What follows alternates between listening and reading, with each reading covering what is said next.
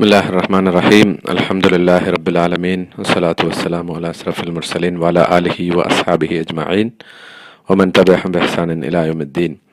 പ്രിയപ്പെട്ട സഹോദരന്മാരെ, അസ്സലാമു അലൈക്കും വറഹ്മത്തുള്ളാഹി വബറകാതുഹു.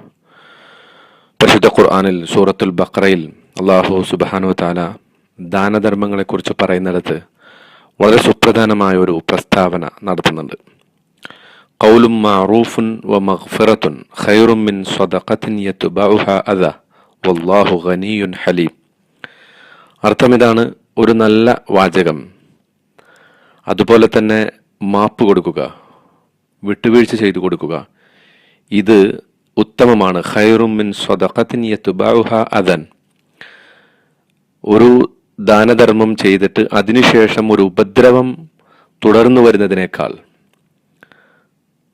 നല്ലത് ഒരു നല്ല വാചകവും അതുപോലെ തന്നെ മാപ്പ് കൊടുക്കലുമാണ്. വല്ലാഹു ഗനിയ്യുൻ ഹലീം. അള്ളാഹു ഐശ്വര്യവാനും അതുപോലെ തന്നെ വേദനകൾ മനസ്സിലാക്കാൻ മാത്രം കഴിവുള്ളവനുമാണ്. ഇവിടെ അള്ളാഹു സുബ്ഹാനഹു വതആല നടത്തുന്ന ഈ പ്രസ്താവന പലപ്പോഴും മനുഷ്യരുടെ കൂട്ടത്തിൽ നമ്മൾ കണ്ടുവരുന്ന ഒരു പ്രവണതയിലേക്കുള്ള ഒരു സൂചനയാണ്. അതായത് നന്നായി ദാനധർമ്മങ്ങൾ കൊടുക്കുന്ന ഒരു മനുഷ്യനുണ്ടാകാം, പക്ഷേ ആ ദാനധർമ്മം അയാൾ ചെയ്യുമ്പോൾ പലപ്പോഴും അതിനോട് ഒരു കണ്ടീഷൻ, അതിനോടൊരു നിബന്ധന ഏച്ചുകെട്ടിക്കൊണ്ടായിരിക്കും പലപ്പോഴും ആ ഒരു ദാനധർമ്മം അയാൾ നിർവഹിക്കുക. പ്രത്യേകിച്ചും ചിലപ്പോഴൊക്കെ ഒരു ദാനധർമ്മം അർഹതപ്പെട്ട അതിനർഹനായ ഒരു മനുഷ്യന് എന്തെങ്കിലും കൊടുക്കുമ്പോൾ തന്നെ ആ കൊടുക്കുന്നതിനോടൊപ്പം അയാളെ വേദനിപ്പിക്കുന്ന വർത്തമാനം പറയുക,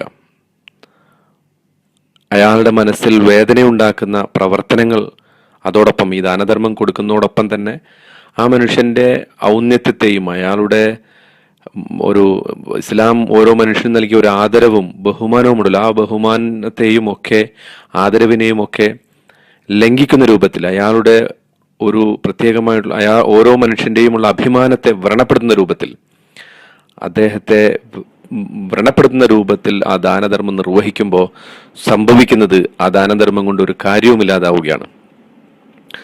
ചില ആളുകൾ വാസ്തവത്തിൽ തങ്ങളുടെ അഭിമാനബോധം കൊണ്ട് പലപ്പോഴും ഇത്തരം ദാനധർമ്മങ്ങൾ സ്വീകരിക്കാതിരിക്കും. അങ്ങനെ സ്വീകരിക്കാതിരിക്കുന്ന മനുഷ്യനെ പോലും വേദനിപ്പിക്കുകയും നോവിപ്പിക്കുകയും ചെയ്യുന്ന രൂപത്തിൽ ദാനധർമ്മം നിർവഹിക്കാൻ പാടില്ല. മറിച്ച് ഖൗലും മഅറൂഫുൻ, നമ്മൾ ദാനധർമ്മം നിർവഹിക്കുമ്പോൾ തന്നെ മറ്റുള്ളവന്റെ അഭിമാനത്തെ ക്ഷതപ്പെടുത്താതെ അയാളോടൊരു നല്ല വർത്തമാനം പറഞ്ഞിട്ട് വേണം അത് കൊടുക്കാൻ. പ്രത്യേകിച്ച് നമ്മൾ മനസ്സിലാക്കേണ്ടത് അള്ളാഹുവിൻ്റെതാണ് പണം, സമ്പത്ത് എന്ന് പറയുന്നത് അള്ളാഹുവിൻ്റെതാണ്. നാം അതിൽ താൽക്കാലിക ഉടമസ്ഥാവകാശം സ്ഥാപിച്ചവർ മാത്രമാണ്. ഇന്ന് നമ്മുടെ കയ്യിലിരിക്കുന്ന പണം അത് നാളെ നമ്മുടേതല്ലാതാകാം. ഇന്ന് ദരിദ്രനായിട്ടുള്ള മനുഷ്യൻ നാളെ സമ്പന്നനാകാം. ഇതൊന്നും ഒരു കൃത്യമായി ശാശ്വതമായി ഒരാളുടെയോ ചില ആളുകളുടെയോ മാത്രം കരങ്ങളിൽ കറങ്ങുന്നതല്ല. ഇത് അള്ളാഹു തന്നെ പറഞ്ഞിട്ടുണ്ട്. ഇത്തരം സംഗതികൾ നാം നിങ്ങൾക്കിടയിൽ കറങ്ങാതിരിക്കുന്നതിന് വേണ്ടിയാണ് ഈ സമ്പത്തും ജക്കാത്തും ഒക്കെ ഈ ദാനധർമ്മങ്ങളും ജക്കാത്തും ഒക്കെ അള്ളാഹു നിർബന്ധിതമാക്കിയത് എന്ന് പറയുന്നുണ്ട്. ലിക്കൈല യകൂന ദൗലത്തൻ ബൈന അഗ്നിയായിക്കും, നിങ്ങളുടെ സമ്പന്നന്മാരിൽ മാത്രം അത് കറങ്ങാതിരിക്കുന്ന ഒരു അവസ്ഥ ഈ സമ്പത്തിന് വരരുത് എന്നത് അള്ളാഹുവിന്റെ ഒരു നിർബന്ധമായ സംഗതിയാണ്. അപ്പോ നാം സമ്പത്ത് ദാനധർമ്മത്തിലൂടെ കൊടുക്കുന്നുണ്ടെങ്കിൽ അത് നിർബന്ധമായും നല്ല വചനത്തോടു കൂടി മാത്രം കൊടുക്കുക. അതുപോലെ തന്നെ മഗ്ഫിറത്ത്, ആളുകൾക്ക് മാപ്പ് കൊടുത്തുകൊണ്ട് ചെയ്യുക എന്ന് പറഞ്ഞാൽ ചിലപ്പോഴൊക്കെ നമുക്ക് നാമുമായി പല അർത്ഥത്തിലും പിണങ്ങി നിൽക്കുന്ന അല്ലെങ്കിൽ നാമുമായി പല വഴക്കും ഉണ്ടാക്കിയ ആളുകൾക്ക് കൊടുക്കേണ്ടി വന്നേക്കാം ഒരു പക്ഷേ നമ്മുടെ ദാനധർമ്മങ്ങളിൽ. അങ്ങനെയുള്ളപ്പോൾ ആ ദാനധർമ്മം കൊടുക്കുമ്പോൾ തന്നെ ഇനി ഒരു പ്രശ്നം ഉണ്ടാകരുത് എന്ന അർത്ഥത്തിൽ അയാളെ താക്കീത് ചെയ്തുകൊണ്ട് കൊടുക്കുന്നതിന് പകരം അയാൾ ചെയ്ത തെറ്റുകൾ പുറത്തു കൊടുത്തുകൊണ്ട് അയാൾക്ക് മാപ്പ് നൽകിക്കൊണ്ട് അയാൾക്ക് സമ്പത്ത് കൊടുക്കുക.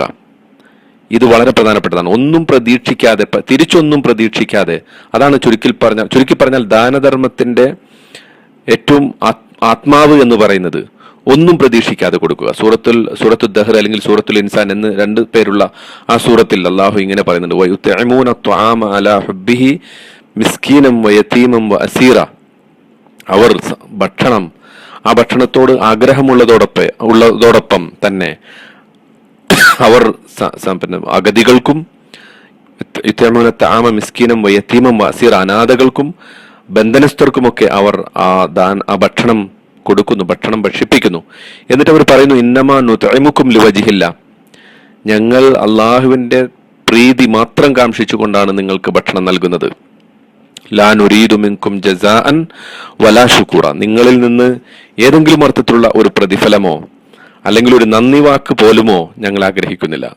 ഒരു താങ്ക് യു എന്നുള്ള പദം അതുപോലും ഞങ്ങൾ നിങ്ങളിൽ നിന്ന് ആഗ്രഹിക്കുന്നില്ല. അപ്പോൾ അങ്ങനെയാണ് കൊടുക്കേണ്ടത്. നാം കൊടുക്കുമ്പോൾ ഒന്നും തിരിച്ചു പ്രതീക്ഷിക്കാതിരിക്കുക. ഇന്ന ആൾക്ക് ഞാൻ കൊടുത്തു, പക്ഷെ അയാൾ എന്നെ കണ്ടിട്ട് ബഹുമാനിച്ചില്ല, അയാൾ എന്നെ കണ്ടപ്പോ പിന്നെ മൈൻഡ് ചെയ്തില്ല എന്നിങ്ങനെയൊക്കെയുള്ള വർത്തമാനങ്ങൾ നമ്മൾ ചിലപ്പോഴൊക്കെ കേൾക്കാറുണ്ട്. ഞാൻ എത്ര കാലമായി അയാൾക്ക് സക്കാത്ത് കൊടുക്കുന്നു, പക്ഷെ അയാൾ ഇപ്പോഴും എന്നെ തിരിഞ്ഞു നോക്കുന്നില്ല, അല്ലെങ്കിൽ എന്നെ കണ്ടിട്ട് മൈൻഡ് ചെയ്യുന്നില്ല എന്നൊക്കെയുള്ള വർത്തമാനങ്ങൾ, ബഹുമാനിക്കുന്നില്ല, ആളുകളുടെ ഇടയിൽ വെച്ച് എന്നെ ആദരിക്കുന്നില്ല, ഇത്തരം മറ്റ് പ്രതീക്ഷകൾ ദാനധർമ്മവുമായി ബന്ധിച്ചാൽ അത് നമ്മുടെ ദാനധർമ്മത്തെ പാഴാക്കി കളയും എന്ന് നമ്മൾ മനസ്സിലാക്കണം. എന്നതിന് ശേഷം അള്ളാഹു പറയുന്ന വാചകം വാസ്തവത്തിൽ വളരെ ഗൗരവമുള്ള സംഗതിയാണ്. വല്ലാഹു ഗനിയുൻ ഹലീം.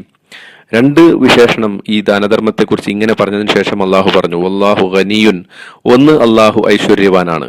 നമ്മുടെ ഒരാശ്രയവും അള്ളാഹുവിന് ആവശ്യമില്ല. നമ്മൾ ആർക്കെങ്കിലും കൊടുത്തത് കൊണ്ട് അള്ളാഹുവിന്റെ സമ്പത്തിൽ ഒന്നും കൂടുന്നില്ല.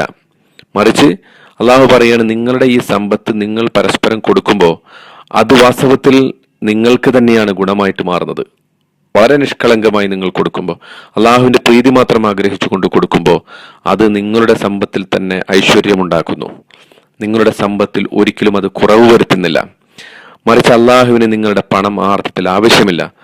ഈ ഭൂമിയിലെ എല്ലാവർക്കും കൊടുക്കാൻ പറ്റുന്ന അത്ര, അല്ലെങ്കിൽ അതിനേക്കാൾ അപ്പുറം ആകാശഭൂമികളുടെ സകല ഖജനാവുകളുടെയും ഉടമസ്ഥനാണ് അള്ളാഹു. നിങ്ങളുടെ പണത്തിന്റെ ഒരാവശ്യവും അവനില്ല എന്നൊന്നാമത് അള്ളാഹു പറയുന്നു. രണ്ടാമത് ഹലീം.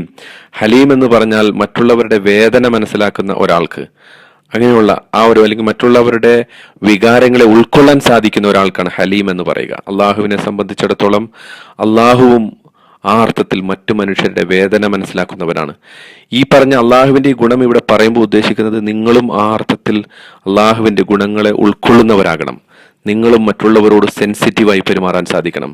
നിങ്ങൾക്കും മറ്റ് ഉള്ളവരുടെ അവസ്ഥകളെ മനസ്സിലാക്കിക്കൊണ്ട് ആ അവസ്ഥകളിൽ ഞങ്ങൾ ഉൾപ്പെട്ടാൽ, അല്ലെങ്കിൽ ഞാനാണ് മറ്റേയാളുടെ അവസ്ഥയിൽ എന്ന് മനസ്സിലാക്കിക്കൊണ്ട് പെരുമാറാൻ സാധിക്കുന്ന അവസ്ഥയ്ക്കാണ് ഹലീം എന്ന് പറയുക. അപ്പൊ ആ അർത്ഥത്തിൽ അള്ളാഹുവിന്റെ ആ ഗുണത്തെ നിങ്ങൾക്കും ഉൾക്കൊള്ളാൻ സാധിക്കണം. മറ്റുള്ളവരിൽ നിന്ന് ഐശ്വര്യവാനാകാൻ നിങ്ങൾ എത്രമാത്രം ആഗ്രഹിക്കുന്നുവോ, സ്വയം പര്യാപ്തനാകാൻ എത്രമാത്രം ആഗ്രഹിക്കുന്നുവോ, അതുപോലെ എല്ലാവർക്കും ആഗ്രഹമുണ്ട് എന്ന് നിങ്ങൾ മനസ്സിലാക്കണം. ഏതെങ്കിലും സന്ദർഭത്തിൽ ദുർബലാവസ്ഥയിൽ, നിർബന്ധിതാവസ്ഥയിൽ ആരെങ്കിലും ദാനധർമ്മം സ്വീകരിക്കാൻ നിങ്ങളുടെ മുന്നിൽ വന്നു നിൽക്കുന്നു എന്നതിൻ്റെ അർത്ഥം അത് ശാശ്വതമായി അങ്ങനെ തന്നെ ആയിക്കൊള്ളണമെന്നല്ല. മറിച്ച് ഈ അവസ്ഥകൾ മാറി മറിഞ്ഞു വരാം. നിങ്ങൾക്കത് വരാതിരിക്കണമെങ്കിൽ മറ്റുള്ളവരുടെ അവസ്ഥകളെ നേരത്തെ തന്നെ കണക്കുകൂട്ടി അറിയാൻ സാധിക്കുന്ന ആളുകളായിരിക്കണം നിങ്ങൾ എന്ന അർത്ഥത്തിലാണ് അള്ളാഹു സുബ്ഹാനഹു വ തആല ഇത് പ്രസ്താവിച്ചിരിക്കുന്നത്. ആ അർത്ഥത്തിൽ ദാനധർമ്മങ്ങൾ നിർവഹിക്കുന്ന ആളുകളുടെ കൂട്ടത്തിൽ അള്ളാഹു നാം ഏവരെയും ഉൾപ്പെടുത്തി അനുഗ്രഹിക്കുമാറാകട്ടെ. വആഖിറു ദഅവാനാ അനിൽ ഹംദുലില്ലാഹി റബ്ബിൽ ആലമീൻ. അസ്സലാമു അലൈക്കും വറഹ്മത്തുള്ളാഹി വബറകാതുഹു.